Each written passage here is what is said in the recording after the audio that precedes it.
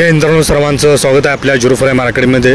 तर बघा मित्रांनो, हे जे काही फुटेज किंवा फोटो आहेत ते फोटो म्हणजे सध्या जे काही वयवाढीचा मुद्दा आहे त्या वयवाढीच्या मुद्द्यासाठीच पोलीस भरती करणारे आपले मित्र सध्या नागपूर या शहरामध्ये संविधान चौकात सध्या आंदोलन करत आहेत। तर बरेच काही सध्या विद्यार्थी म्हणत आहेत की वयवाढ भेटू नये।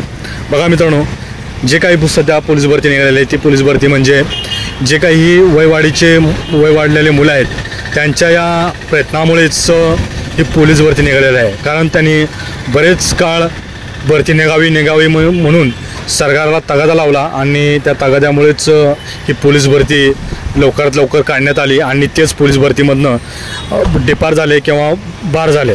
तर यांच्यासाठी आता बरेच विद्यार्थी वयवाढ भेटू नये म्हणून अजूनसुद्धा कमेंट करत आहेत मित्रांनो काय व्हिडिओमध्ये।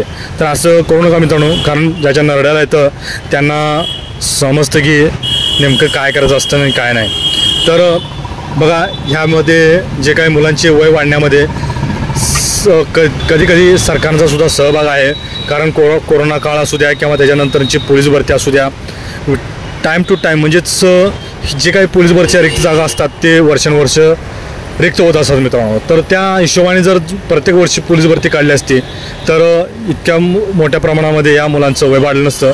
त्या कारणाने मित्रांनो काही का असेना तर यांच्या या आंदोलनाला यश आलं पाहिजे आणि बाकीचे जे काही मुलं आहेत फॉर्म भरलेले त्यांनीसुद्धा या मुलांना पाठिंबा दिला पाहिजे, जेणेकरून या मुलांना एक चान्स किंवा वयवाढ ही 100% भेटली पाहिजे।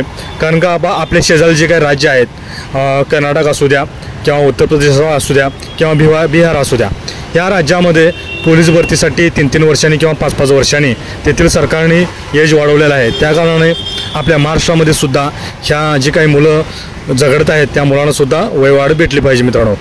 आपण अपेक्षा करूया की अपेक्षा करू की या मुलांना वयवाढ मिळाली पाहिजे। जय हिंद।